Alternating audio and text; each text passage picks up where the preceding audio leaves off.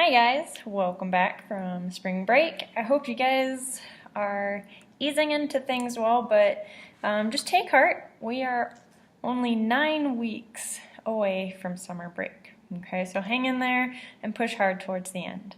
All right, we are learning about acids and bases as we discussed in class, and we've done the lab talking about properties of acids and bases.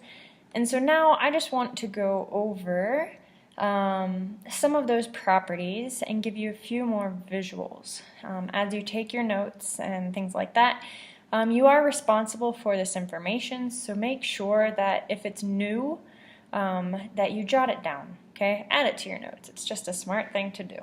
Okay, so,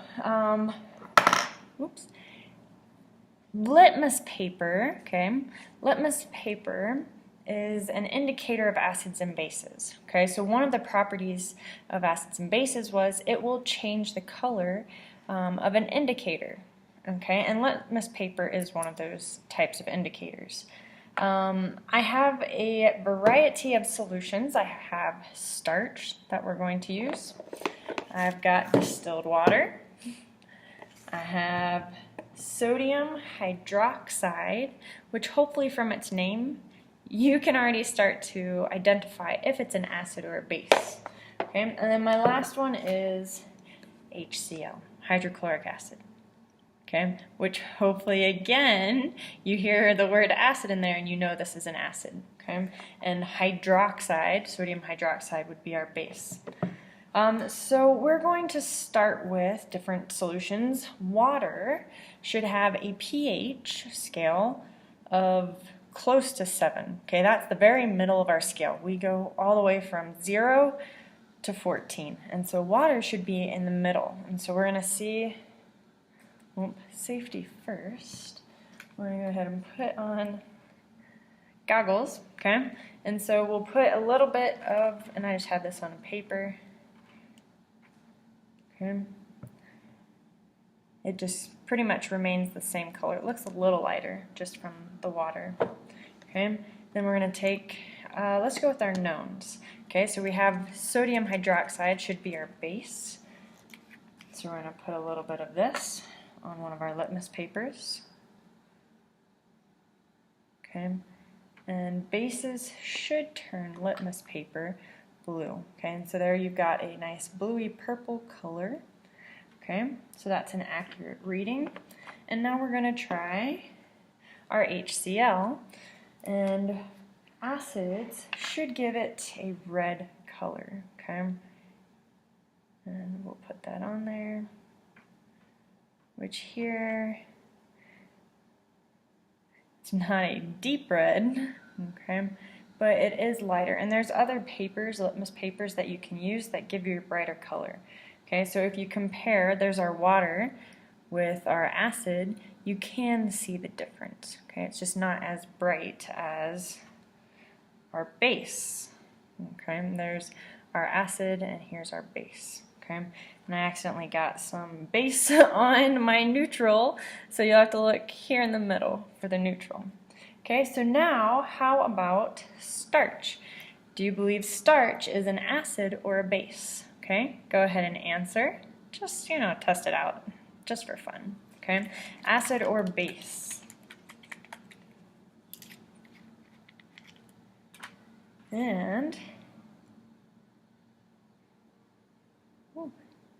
if you said base, you would be correct. Okay, and so there's our starch on our litmus paper. And that's just one of the types of indicators for telling if something is an acid or a base. Okay, so pretty cool. Oh, I've got 2 sets of glasses on. So there's one property of acids and bases. Other properties of acids and bases that we went over is taste. Okay, acids have a more sour, tart taste, like when you eat something very sour and you do that. That's that tart taste.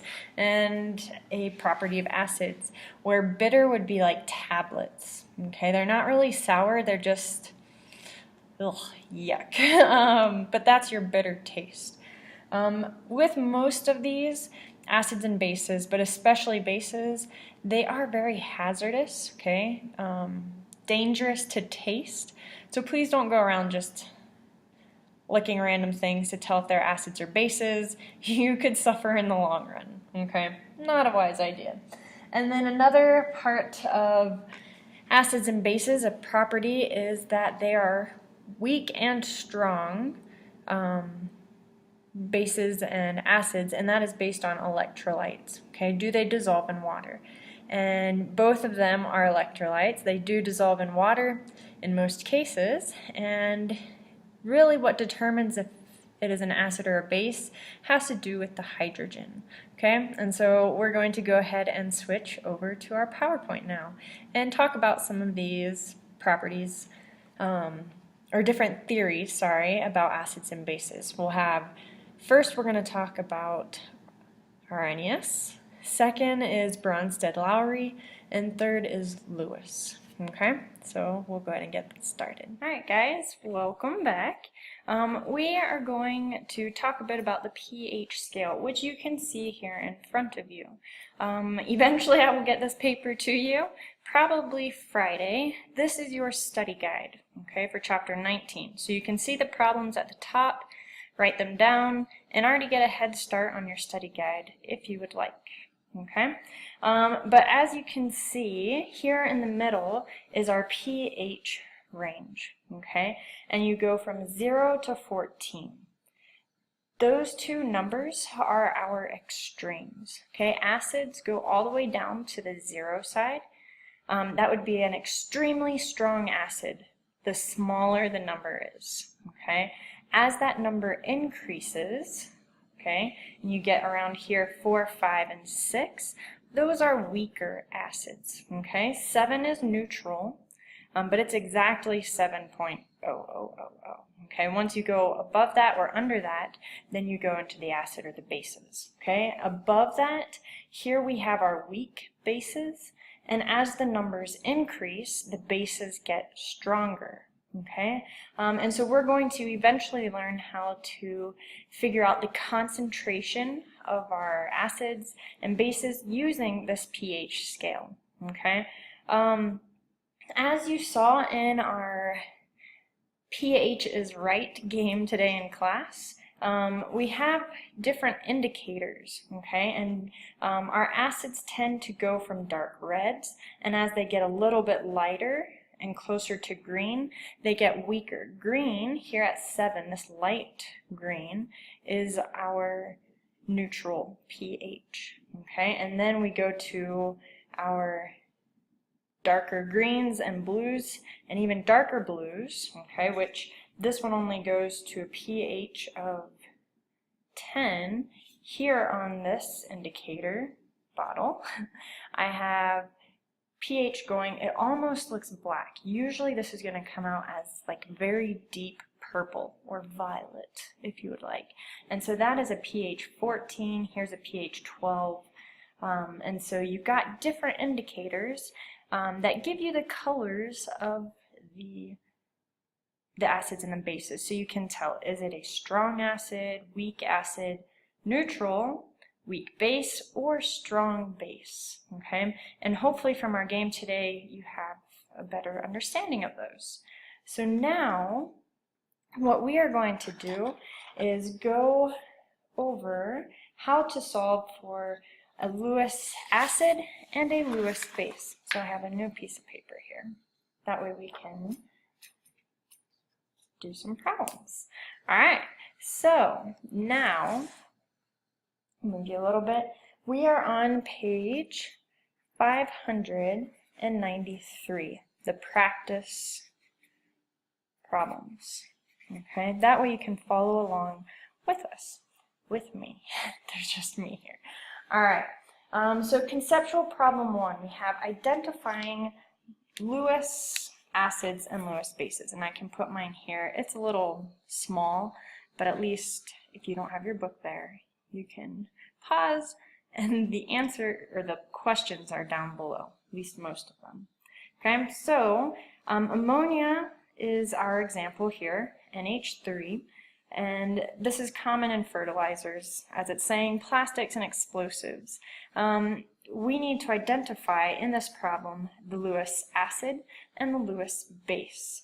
So here we need to look back at the definitions of a Lewis acid and a Lewis base. Okay, so our Lewis acid and base definitions are on the previous page, page 592. You can kind of see them over here a little bit. A Lewis acid is a substance that accepts a pair of electrons. A Lewis base is a substance that can donate a pair of electrons. So here we've got ammonium, okay, and if this was clearer, you could see the two dots where that blue line is. There's two dots showing two electrons.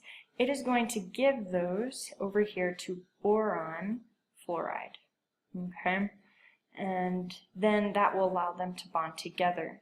So you need to see which one donated the protons, which one accepted the protons, okay? Ammonium is donating the electrons, which you can see here, the arrow's pointing to boron, and boron trifluoride is accepting those electrons. So Lewis bases donate, therefore ammonia is our Lewis base, making our Lewis acid the one that accepts boron trifluoride. Okay, so let's do number 1 together, at least 1A. You have hydrogen ion, so we'll do 1A. We've got hydrogen ion, plus we have water, okay, which has, remember all those electron dot configurations that we had to do? We're still using them, okay? Look over your notes so that way you can remember how to do these. And we get hydronium, okay, which has a plus charge on it, okay? In this, what is our Lewis acid? And what is our Lewis base? Okay, so we need to see which one donates and which one accepts. Okay, and so we know that this one donates a Lewis base, and this one accepts electrons. Donates electrons, accepts electrons. Okay, and I'll move that away from my head. Okay, you can see that the hydrogen is positive. This one is going to be our Lewis acid. Okay, it is going to accept those electrons. Okay, and our water molecule is the one donating electrons. Okay, so here is our Lewis acid, and then you've got water is our Lewis base. Okay, go ahead and do B for me. And actually, while you're at it, doing number B, which I've got written up here at the top for you. Sorry. So you've got your aluminum trichloride plus your chloride ion yielding aluminum tetrachloride. There we go, with a negative charge to the top. Okay. What is our Lewis acid? What is our Lewis base? I'm going to need you to write that to the side. And also, I'm going to have 2 problems in a row. Okay, so you will click the next. Go ahead and do number 2 as well. Okay, identify the Lewis acid and the Lewis base and explain your prediction. Okay, remember using CER. Okay, give me your claim. Give me evidence. Okay, and then reason. Explain how those two are linked. Okay, all right. Hopefully by now you guys are masters at getting our Lewis acid and our Lewis base. You are now understanding the pH range and how to identify acids and bases using that range.